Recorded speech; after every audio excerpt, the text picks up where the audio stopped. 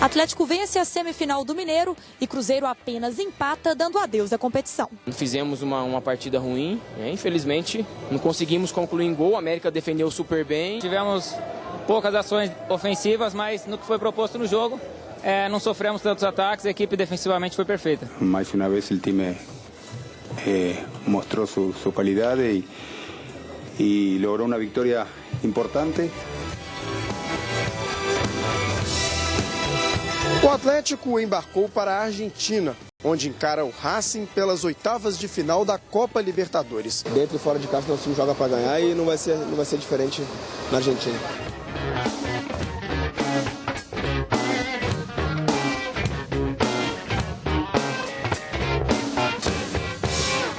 Alô, alô, boa tarde, é sangue na sua televisão a partir de agora.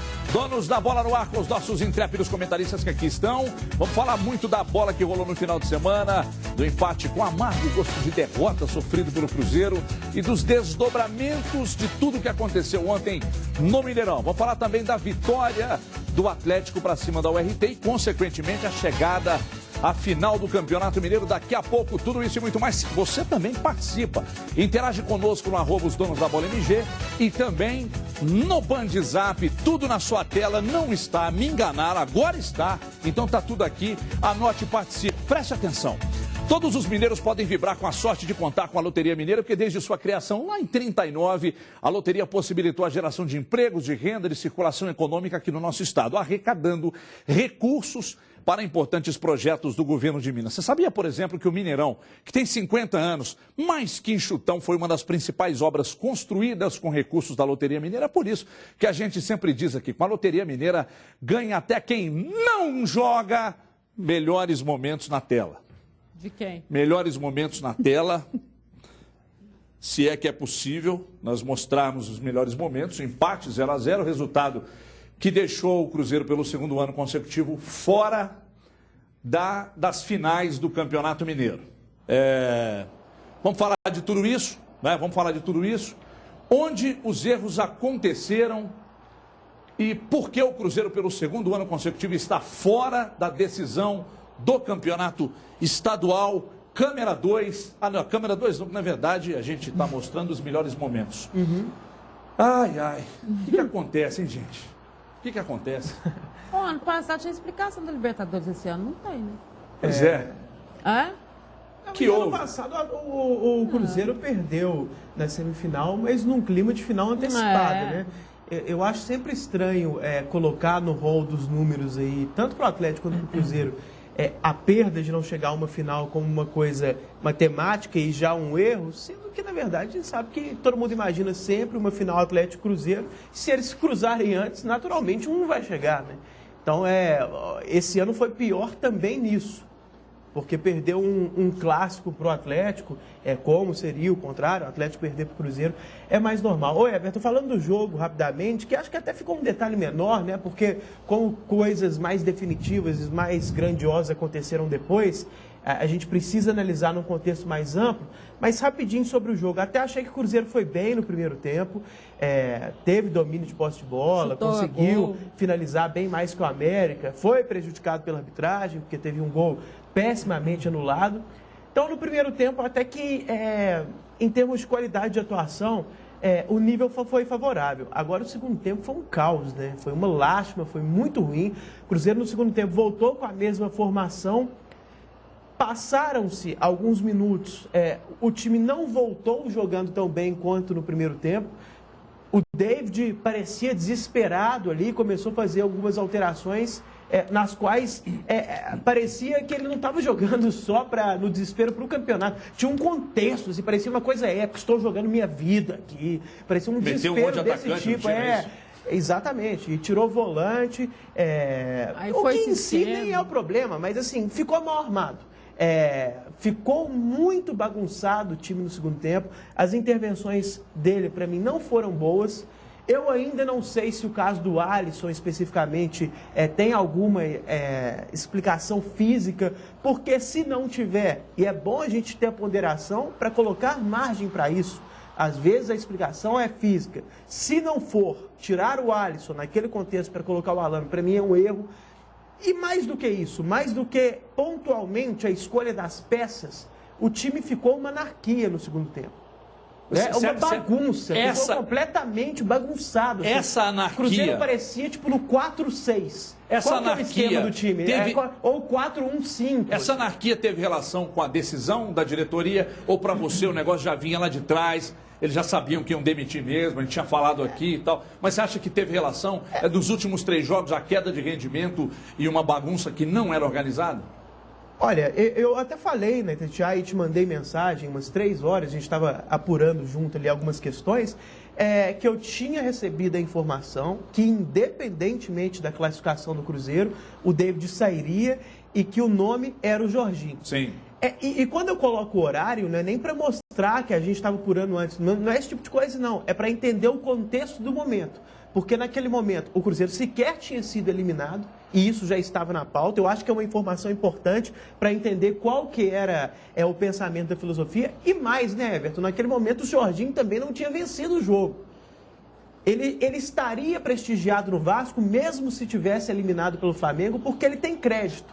Mas, bem ou mal, mais uma vitória do Flamengo, e do jeito que foi, categórica, jogando bem melhor do que o Flamengo, é mais uma cereja no bolo desse momento muito bom do Jorginho no Vasco. Então, tudo isso era antes do jogo. Com relação ao nome, eu acho que fica realmente a dificuldade de tirar o Jorginho. Por coincidência, você até brincou aqui, não sei se na quinta ou na sexta, fora do ar, você brincou aqui, eu achei legal, você falou, gente, Vasco caiu para a segunda divisão, não tem dinheiro, mas eu não sei o que acontece lá, o que o Eurico faz, que ninguém quer sair do Vasco. Eu acho que é uma relação, eu acho que tem uma ligação com uma relação humana dele com os jogadores. Acho que se encarar no olho a olho, eu não sei, olho no olho. Deixa só, até para servir de subsídio para vocês, para mim um momento vergonha alheia, porque ontem me incomodou a ponto de até dar uma tuitada, que foi a coletiva. A coletiva, extremamente desnecessária após o jogo. Achei que eles poderiam ter abreviado esse momento de certo até constrangimento para o David. Vamos ver o que aconteceu ontem. Roda aí, Capeta. Ainda sou o treinador do Cruzeiro, né? Até que venha uma ordem lá de cima. Nós temos aí pelo menos 1, 2 dias para poder sentar, planejar, avaliar com profundidade. É também de entender os planos do David para a sequência da competição, as necessidades, como que ele entende isso. Afinar ainda mais o planejamento em ações que possam já ter um Cruzeiro mais forte no dia 5, no jogo da Copa do Brasil de volta, e seguir adiante, porque o Campeonato Brasileiro vem por aí e a ambição continua muito grande, assim como foi desde o início. O que acontece é o seguinte... Por que não abreviaram a história toda? Ô, David, olha, vamos abreviar isso aí, a gente agradece e tal, a gente tentou, a gente deu condição, o time arrefeceu no momento que não poderia arrefecer, abriu 9 na primeira fase, e aí dos 2 jogos da segunda fase, mais o Campinense, o negócio azedou, a Garapa azedou, muito obrigado, grande abraço, e fica bem como auxiliar, se não fica, tchau, segue seu caminho, se prepare melhor, principalmente no tal do media training, né, que falta um pouco, aliás, falta muito.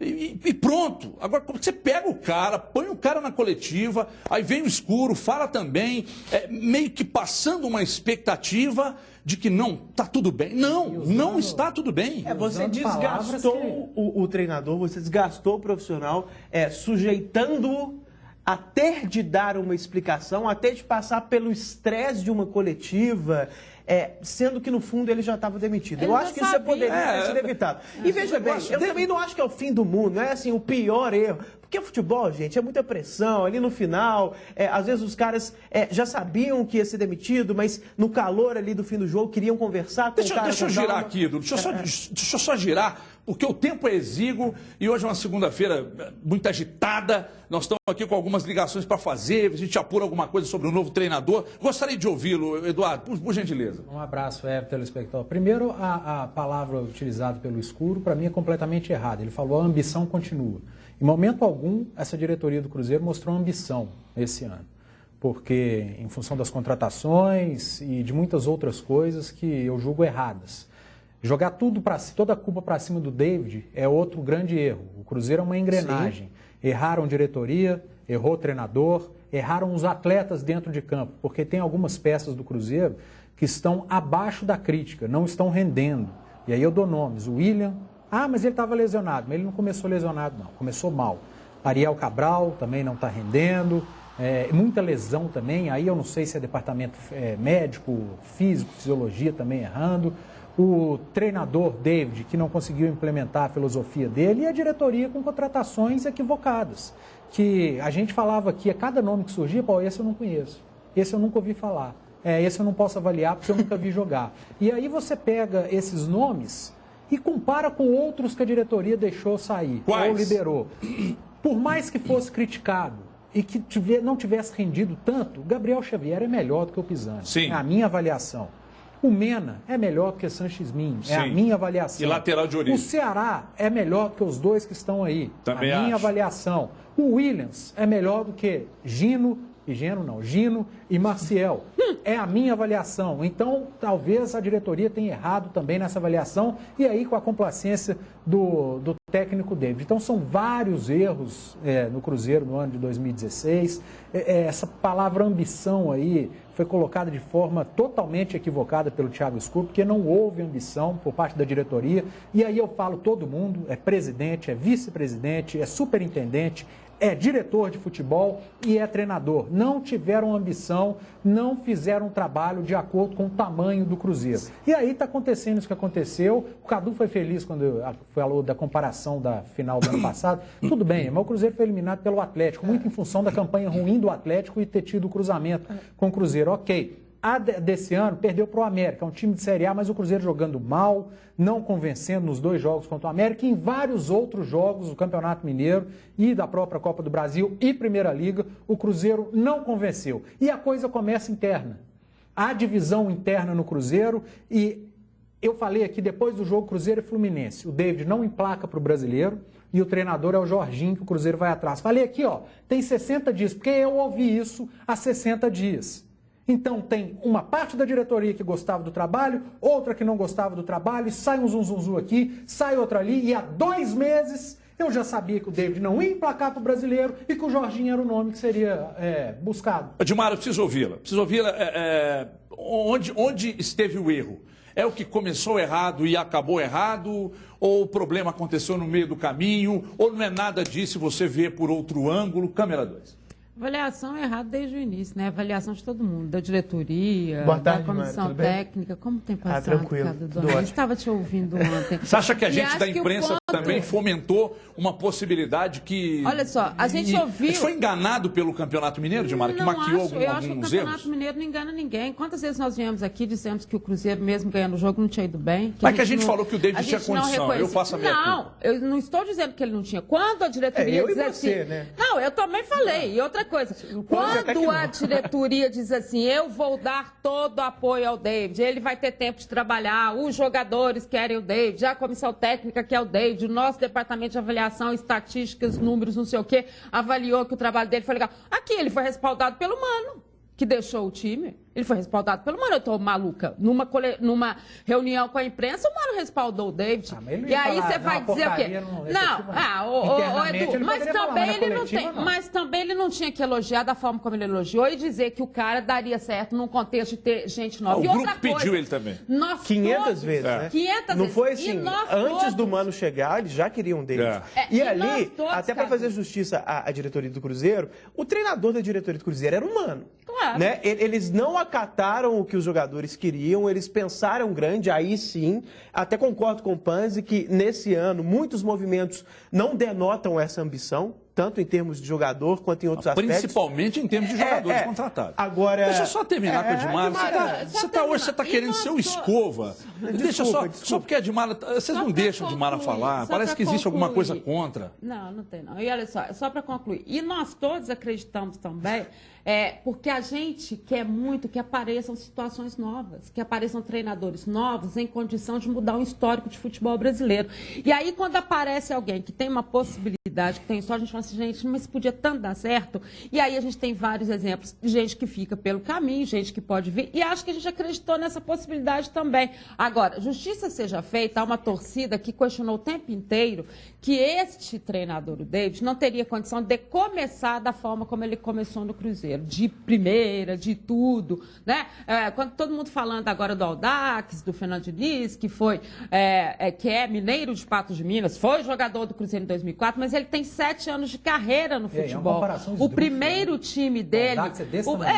E outra coisa, Edu, ele tem 4 títulos em categorias de base paulista, ele vem com 7 anos de carreira. E você acha que isso dá a ele uma condição melhor que a do David? Eu estou te dizendo que existe uma preparação psicológica e técnica para que ele seja diferente. Eu não estou dizendo que ele é o cara que vai resolver, e nem acho que nesse momento o Cruzeiro vai fazer isso, porque é exatamente o contrário. Quando você dá chance para alguém muito novo, daqui a pouco você vem com um figurão que é para poder destruir a história, já que não deu certo. Então a gente caminha num futebol que não muda, que continua dessa forma, e acho que todo mundo acabou acreditando. Deixa eu perguntar uma coisa para vocês aqui, porque a gente está apontando os problemas e eles ficaram de forma muito notória, eles ficaram muito abertos nessa reta final, de uma insatisfação da diretoria também, desde o início. O Cuca chegou a dizer que foi procurado, né? E depois o pessoal negou e tal. Mas eu precisaria de nomes. Parece que o Adilson Batista está descartado. Parece que a possibilidade, até o presidente Gilvan não gostaria de contar com o Adilson Batista. Eu não sei se há uma quizumba, eu não tenho essa informação. É outra divisão. Abel Braga. É outra divisão dentro do Cruzeiro. Parte do conselho quer o Adilson e o presidente do Cruzeiro não quer. Aí fica a pergunta, né? O Adilson merece ocupar o cargo de treinador do Cruzeiro? Veja bem, o Adilson não seria exatamente a minha escolha. Mas, ao mesmo tempo, eu não acho que ele merece a rejeição e esse tratamento como o fim do mundo que alguns colocam. Eu acho que não é uma coisa nem outra. Não tem motivo para isso. Quando as pessoas olham só os números, Everton, e todos nós aqui concordamos com isso, esse negócio de estatística no futebol tem seu valor, mas tem que ser muito relativizado. Passou em Santos, Corinthians, São Paulo e não foi bem. As pessoas viram como foi cada passagem? Algumas foram, assim, 10 jogos... outras, não foi exatamente culpa dele, para quem sabe o que aconteceu. Então, eu estou fazendo questão, até para defender o profissional como um todo. Não seria a minha escolha. O nome, o que eu gosto mais. Dos nomes ventilados, especulados, e não tem jeito, um período como esse, os nomes serão especulados. Nós temos Abel Braga, não pode. Marcelo Oliveira. Então, Abel parece que até ontem, conversando com o Roberto Tiburcio, que trabalha no meio do futebol, o Roberto disse, Everton, a multa é alta, o salário é astronômico, acho pouco provável, quase impossível. Pois é praticamente impossível. Aí você tem o Abel descartado, Adilson Batista descartado. Você tem Marcelo Oliveira, você tem Oswaldo Oliveira, você tem Celso Roth, você tem... Aí eu vou jogar um nome aqui, vocês avaliam. Anderson Moreira de Mara? Não. Quem? Anderson Moreira. Não. Por quê? Não. Porque você cairia na mesma história. De inexperiência? E acho que não, este não é o momento. E não é, e especificamente por causa do Anderson. Quem é Anderson? Eu acho que... trabalhando no Cruzeiro, trabalhando no Fluminense, seleção brasileira, tem categorias de base. Não, eu estou perguntando, eu não estou dizendo que tem que ser. Ele citou nomes disponíveis. Eu citei nomes. E você falou do Ricardo Gomes também, não pode esquecer. Sim, Ricardo Gomes. Falou do Ricardo Gomes também. Eu acho até que... Eu acho falou difícil. Do Ricardo Gomes, sim. Se formos... O Ricardo Gomes ganha menos de 100 mil reais. Né? Que óbvio que é um bom salário para qualquer ser humano, mas que para o mercado de técnicos... Mas você acha que ele teria musculatura para aguentar o trampo?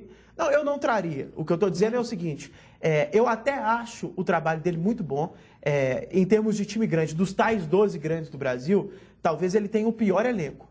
Né? Porque o elenco do Botafogo é pior até que o do Vasco, por exemplo, milagre. Que está na segunda divisão. E faz um trabalho bom. Ainda assim... por outras questões, eu acho que não seria o nome.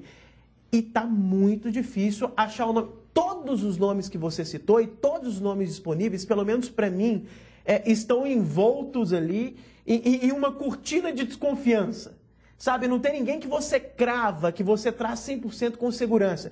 Quase que no momento é o seguinte, trazer o que geraria menos dúvidas, menos insegurança. O que é possível. Mas nenhum desses... E nenhum, assim, eu acho que o Marcelo Oliveira seria... Não, me agrada. Cara, hoje eu falei... Ontem eu falei do Marcelo Oliveira, que entre os disponíveis eu achava que o Marcelo era o mais indicado. Aí hoje pela manhã, acordei, aí você corre, antes de abrir o olho, você já pega o telefone, né? Aí fui olhar lá, os caras esculhambando. Pô, você quer o mal do Cruzeiro, porque ele não ganha um clássico, meu filho. Ele ganhou 2 brasileiros. Everton, mas essas não ganha clássico, então o Adilson Batista é o único ato. Esse negócio de rede social, o jornalista tem coragem para vir aqui criticar político corrupto e deveria ser louvado para isso. O imbecil em casa acha que você tá pensando em futebol, que torce pro outro time e tá com medo do presidente que supostamente é o Salvador assumir. Tem coisa muito maior do que futebol e a gente sabe disso. Sobre esses então, nomes assim, aí, essas reações, qualquer um que você falar, não sei qual que era a rede social, Twitter, WhatsApp, Snapchat, Instagram, não sei qual que era. Eu tô até qualquer um desses que você falar... Eu tava no Tinder, mas minha mulher descobriu e azedou a garapa. Eu tava no Tinder. Aí minha mulher descobriu e eu saí do Tinder. Eu gostaria que você falasse o que você começou a falar e foi interrompido por mim, desculpa. Você acha que é para dividir mesmo o problema e que um time que foi campeão em 2013 e 2014 errou muito nos últimos 2 anos e não pode errar? O Cruzeiro não pode nivelar por baixo diante de tudo que ganhou. E outra coisa, gente, vocês vão me desculpar, com todo respeito, até porque no Rio eu sou Vasco mesmo, porque minha mãe morreu e ela era vascaína, e minha mãe nasceu no Rio, então eu sou apaixonado por Vasco e tal. Ela era viva, mas convenhamos, você não pode olhar, cara, e dizer, não, o Cruzeiro não tira o Jorginho do Vasco. Como não? Como que o Cruzeiro não... Você pode ter a ousadia de dizer, não, o Cruzeiro não tira o Kardec do São Paulo. Mas por que tirava antes e agora não tira mais? Falta dinheiro ou falta criatividade? Falta saco roxo para ir lá bater e encarar os caras no olho a olho? Só lembrar que o Atlético não conseguiu tirar o Nenê do Vasco. Então tá difícil tirar o Nenê do Vasco. Porque o Jorginho falou, vamos juntos pra Série B. Ele vai largar o time agora? Para mim seria um ótimo nome para o Cruzeiro. Eu acho que se a diretoria tentar o Jorginho, acerta. Mas eu acho difícil sair. E de todos esses nomes que você falou e que estão à disposição, disponíveis no mercado, gente, o melhor é o Marcelo Oliveira, não tenha dúvida. Só que a gente não pode esquecer... Mas entre Marcelo Oliveira e Jorginho? O Jorginho. Tendo condição de trazer. Pelo que eu ia falar aqui, porque ontem o Marcelo Oliveira foi mandado embora desse mesmo Cruzeiro. Ontem, pelas mesmas pessoas. Há um ano. Entendemos. Ele foi mandado embora por essa diretoria, com esse mesmo grupo, ele não conseguiu dar liga, ele pediu contratação, eles não deram contratação. Aí me vem à cabeça aquela coletiva dele sozinho, olhando para baixo, sem ninguém. Demais. Aí me vem à cabeça a coletiva bizarra do David ontem também, que fizeram praticamente a mesma coisa, poderia ter mandado embora antes. David, não vai lá não. Evita responder as perguntas, não vai ser massacrado agora não, porque você não vai continuar. Enfim, são erros atrás de erros e por isso eu acho que o Marcelo não vem, pelo ontem. Peraí. Olha aqui, vem cá. Grande oportunidade para você adquirir sua chácara para lazer ou pescaria, ou ainda como investimento, hein? Atenção! Áreas para chácara com água, luz e ruas compactadas na região de Pompéu. Fui até o local, já contei isso para vocês aqui várias vezes.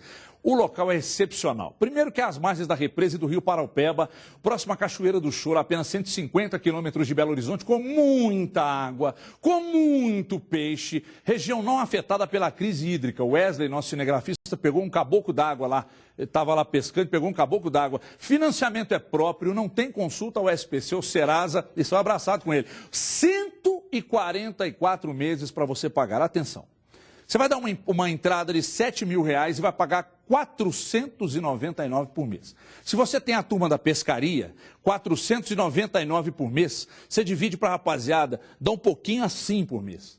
E a entrada, eu vou te dar um presente agora, 7 mil de entrada, coisa nenhuma. Você vai dar 5 mil de entrada e vai informar que viu aqui no programa o comercial das Fazendinhas Baú. Faça o cadastro pelo telefone 3485-0123 ou pelo WhatsApp. Não tem consulta ao SPC ou Serasa, não tem burocracia. Negocia direto com o dono. Levamos você até o local e negociando direto com o dono fica muito mais fácil. Fazendinhas Baú, mais uma grande jogada da Bandeirantes Imóveis, 3485-0123, 99907-9139. Chama o Rafa aí agora no WhatsApp. Rafa, eu não quero dar entrada. Se vira aí, Rafa. Resolve o problema. Vamos para um rápido intervalo. Na volta, muito mais aqui nos Donos da Bola. Até já.